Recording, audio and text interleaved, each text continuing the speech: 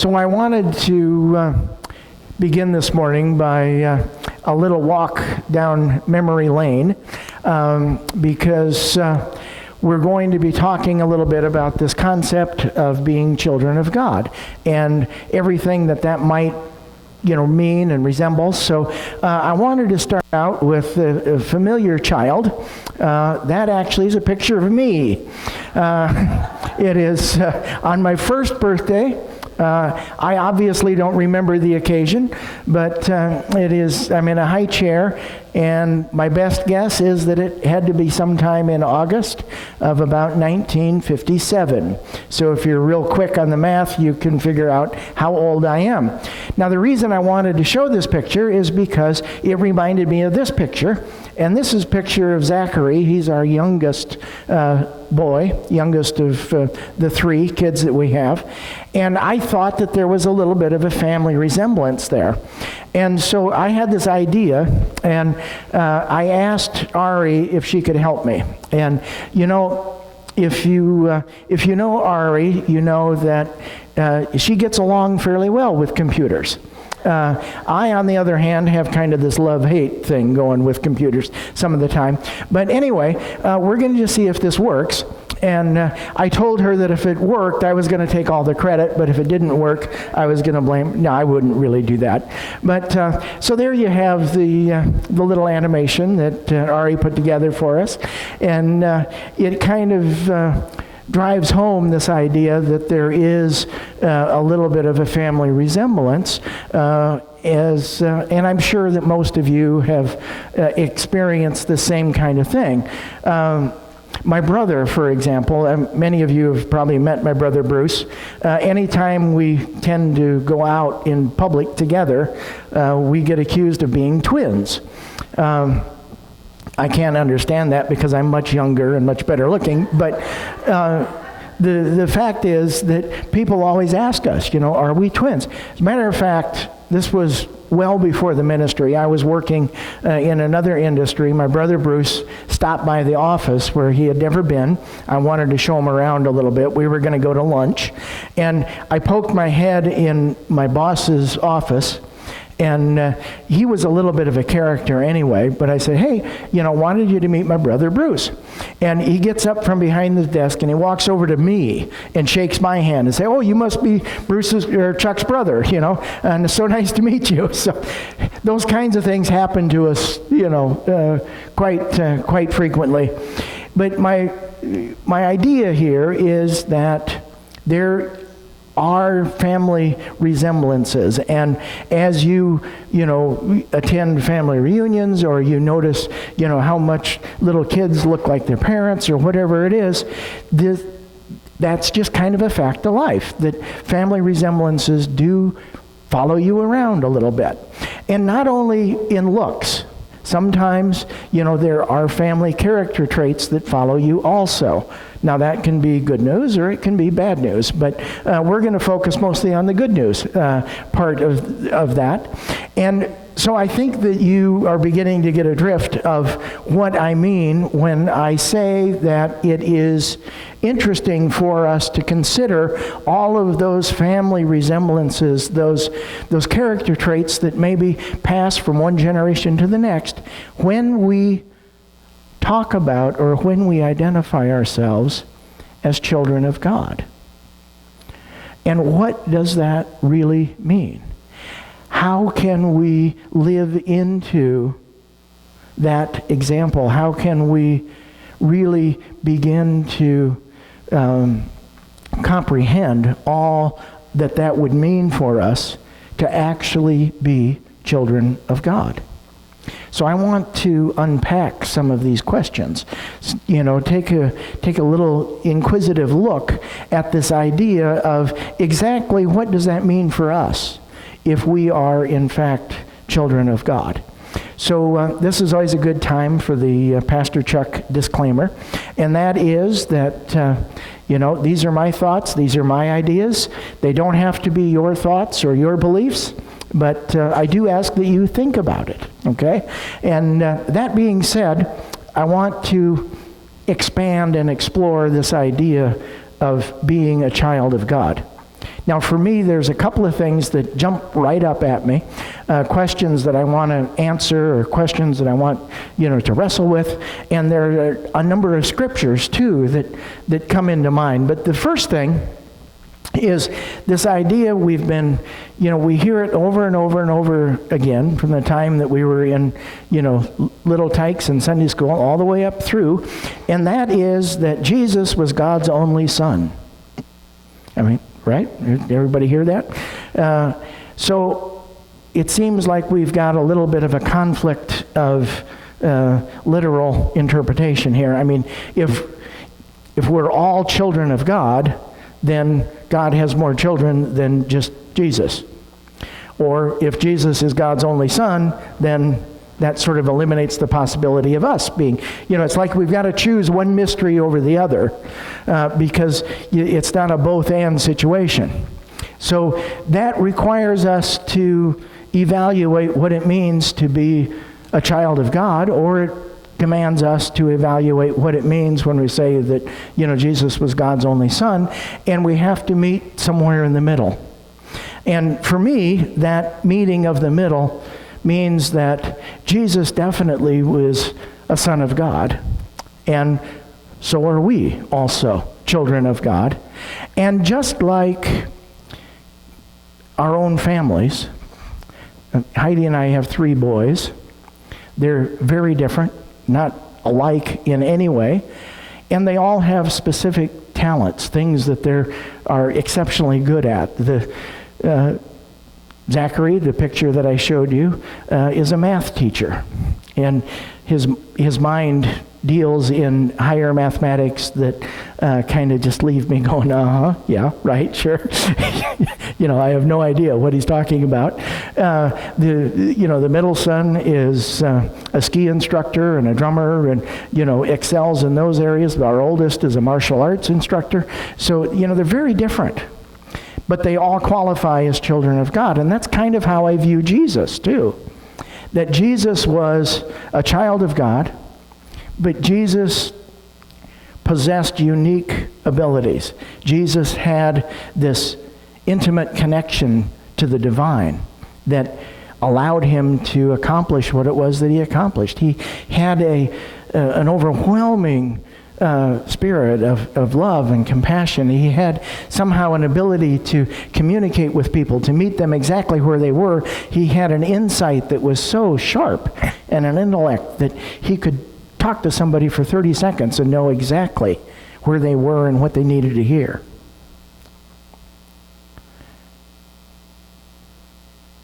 So, is that who we can become? I mean, as children of God, is the life and the example of Jesus something that is attainable for us? Is that something that we could actually comprehend, or something that we could think about, something that we could call ourselves into? I mentioned that there were a couple of scriptures that jump out for me that kind of push me in that direction a little bit. And I know that this might be unfamiliar territory for you. You've never really thought about it that way. You've heard the term, children of God, but you've not ever really let it sunk in. So a scripture that Jesus would have been familiar with and probably read and maybe meditated on, it might have even formed part of his actual ministry. But in the book of Psalms, Psalm 82:6, it says, "I say, you are God's." Not just children of God, but you are God's. Okay, you have a divine spirit that is within you. You embody the Spirit of God, and if you embody the Spirit of God, then you are God's. Children of the Most High. All of you. No exceptions. Everybody. You are God's. Children of the Most High. All of you. Now that's kind of a big pill to swallow. It's kind of a thing that, wow, not sure I'm comfortable with that. But that's where I'm headed. That's where this family resemblance really begins to make you sit up and take notice. How much like Jesus are we? How divine are we? Now, I happen to think that we all have that potential. We all have that ability to rise up to the same level of Jesus. And furthermore, I think that Jesus thought so too. In the Gospel according to John, we have something that comes from the mind of Jesus. The author of that Gospel wrote these words. It says, I tell you, this is Jesus speaking, I tell you, the one who believes in me will also do the works that I do. So you see, we believe in Jesus. We embody that spirit of Jesus. We become, in a sense, Jesus, and we will do the works that Jesus did. And in fact, we'll do greater works than these, because I am going to the Father. Not only is our latent potential, that potential that lies within each and every one of us, not only is that potential equal to the things that Jesus did, but that potential could in fact exceed the things that Jesus did. Now, in 2,000 years, I don't know that I've ever seen that to be the case. There's a few names that come to mind of other individuals that have had a tremendous impact on the world. But this is the target. This is what we are called towards. This is what we have the potential to become. We can, in fact, become the very hands and feet and the mind, the love, and the compassion of Jesus.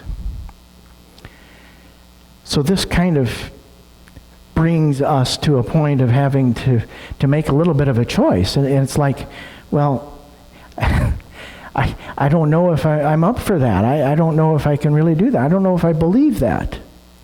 And we have to sort of choose whether or not we think that we are capable of becoming like Jesus. Now that can sometimes leave us thinking that that's too high, that's too attainable. I can't do that. And human nature is that if something is perpetually out of reach, it's something that we'll never be able to accomplish. After a while, we quit trying. We just give up. It's like trying to convince ourselves, if we flap our arms hard enough that we'll be able to fly. It's just out of reach. It's not ever going to happen. And that is a danger in this thought process, that we cannot quite be children of God, as the scriptures state. We're maybe something else. But the real danger is if we get to thinking that we're something less. The real danger is if we get to thinking that we're something less. Because we are not. We are not anything less than children of the Most High. We are, in fact, children of God.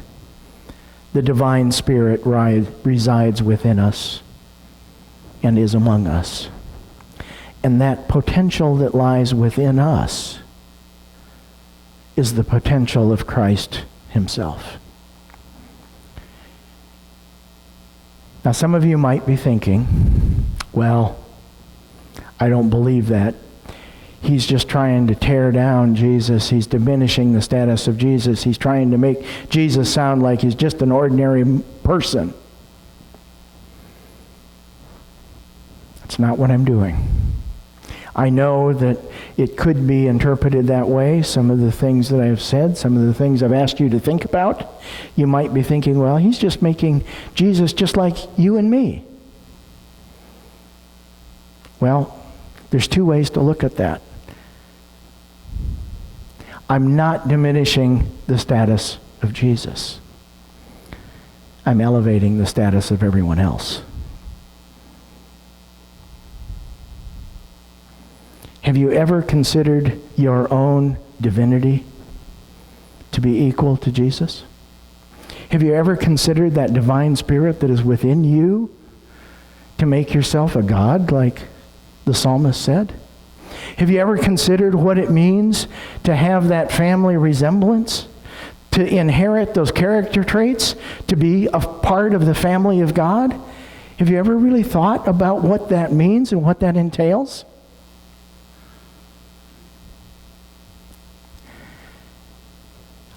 I want to visit again the text that I began with, because this doesn't happen overnight.